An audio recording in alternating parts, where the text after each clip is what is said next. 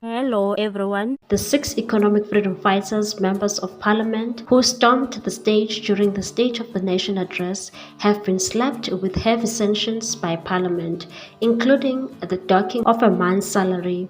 The 6 include leader of the EFF Julius Malema, deputy president of the EFF Floyd Shivambu, and member of parliament Mkhwebane also have to apologize not just to President Cyril Ramaphosa but to the entire country. The Powers and Privileges Committee conducting that disciplinary hearing found the Member of Parliament guilty 9 months after they stormed the stage during the sauna at Cape Town City Hall. Members of the committee agreed with initiator Advocate Anton Katz that the EFF Member of Parliaments were guilty of contempt of Parliament and grossly disorderly conduct. On Wednesday, they discussed and agreed on what sanctions should be imposed on Malema and his 5 fellow EFF Members of Parliament. The African National Congress Deputy Chief Whip Doris Hlophe said an apology to the President of the Republic, to Parliament and to South African citizens that will be a better option, and also a 1-month salary dock that I think will be a better sanction. The DA Member of Parliament Annelie Lotriet called for tougher sanctions and said, "I would strongly argue that we also impose a sanction or suspension on those members for a period of a month." The committee agreed with the proposed sanctions and concluded its hearing despite another letter from the EFF saying they should be found not guilty, despite walking out of the hearings on Monday. We are now moving on to another Member of Parliament, Mkhwebane. The Parliament has decided to recommend the removal of both Western Cape Judge President John Hlophe and retired Gauteng Judge Kola Motata. The Portfolio Committee on Justice and Correctional Services met on Wednesday to decide the fate of the 2 judges, both of whom were found guilty of gross misconduct by the Judicial Services Commission. During the deliberations, the committee's chairperson Bulelani Magwanishe revealed that it wrote to the JSC for clarity, and Motata raised concerns about issues of jurisdiction and double jeopardy. Motata argued that the JSC didn't refer his matter to National Speaker Nosiviwe Mapisa-Nqakula. Instead, the commission went straight to court, and this meant Parliament didn't have jurisdiction to deal with his removal. The retired judge also told the committee that he paid 1.1 million rands fine, so his removal will be double jeopardy. Magwanishe said the JSE wrote to the Parliament informing Mapisa-Nqakula that the Commission will interact with Motata regarding the fine. The ANC Members of Parliament Qobutile Ganki and Xola Nqola agreed that Motata should be impeached based on the JSC's response to the committee. The DA Member of Parliament Glenis Brittenberg shared the same sentiment. She said Honorable Ganki summed it up eloquently. "We agree." The EFF Member of Parliament Mkhwebane, however, said the committee was taking the wrong approach and Motata has shown remorse by paying the fine. He is a retired judge. Where is the Ubuntu to deal with Africans like this? I don't think it is a proper way of dealing with this thing.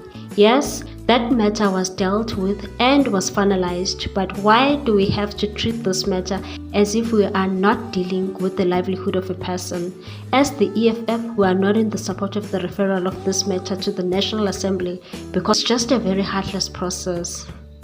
While the DA Member of Parliament, Wena Hod, agreed with Motata's impeachment and responded to Mkhwebane's comments, saying it was not fair to suggest that the committee has not handled it procedurally or hasn't applied its mind, and said, "We very specifically wrestled with what would be the proper process to deal with this matter. We have at various steps of the way also asked Parliamentary Legal Services to advise us." He went on to say that Mkhwebane's insinuation that an African judge must be treated differently cannot be accepted as it flies in the face of Members of Parliament sworn allegiance to the Constitution, which included non-racialism. The ANC Member of Parliament Nomathemba Maseko JLA said the principle of Ubuntu cannot be used just loosely because the committee looked at the facts and circumstances. Now we cannot be made to feel guilty by the statement of Honorable Mkhwebane. Yes, we feel for the family of Judge Motata and everyone around his life, because this is very difficult decision for one to come to. We are now moving on to the leader of the BLF. The Black First, Land First leader has launched yet another attack on the Red Berets leader, labeling him as a sellout, and said that he lied about the land expropriation and keeps misleading the EFF followers.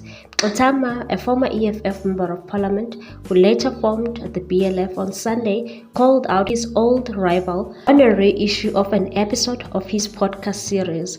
The two fools had a fallout in 2015 after Mkhwebane accused Malema and his deputy president Floyd Shivambu of having made a deal with the ANC to get rid of some EFF member of parliaments, including him. He also accused the two of misappropriating party funds. He was expelled from the EFF and lost his parliamentary membership, paving the way for him to form the BLF in the same year. Over the years, the two have been taking swipes at each other, with Malema saying Mkhwebane had been captured by the ANC. In the latest round, Mkhwebane accused Malema and the EFF of changing their position on land expropriation. Mkhwebane said if you look into their founding manifesto, that principle, that cardinal pillar of land expropriation without compensation, has now been amended to read land expropriation without a compensation in use. They have added a news that provides for this selling our position, where he was able to say to white farmers in 2015 that EFF is not interested in expropriating land which is productively used. He challenged his listeners to find a clip where Malema was addressing farmers in Paarl, Western Cape years ago, where he was heard saying that land that was idling and was abandoned should be the only land that was expropriated. Malema says in the clip the EFF believes that we need the most effective mechanism to redistribute the land into the hands of all South Africans. And what do we mean by that is that government must be the custodian of the land, and the land that is abandoned and is idling should be expropriated to the benefit of all. As long as that land is expropriated for public purpose and public interest, then it must be given a go-ahead. So if there is a farm which is productive, and we know that the land is used for agricultural purpose, we don't have to interfere with the production of that piece of land. We ought to protect it. This triggered Mkhwebane's assertions that Malema was selling out his own supporters, and said Julius said to these white farmers that they should not worry because the aim was not to take their land, but only want the land that the white farmers don't want.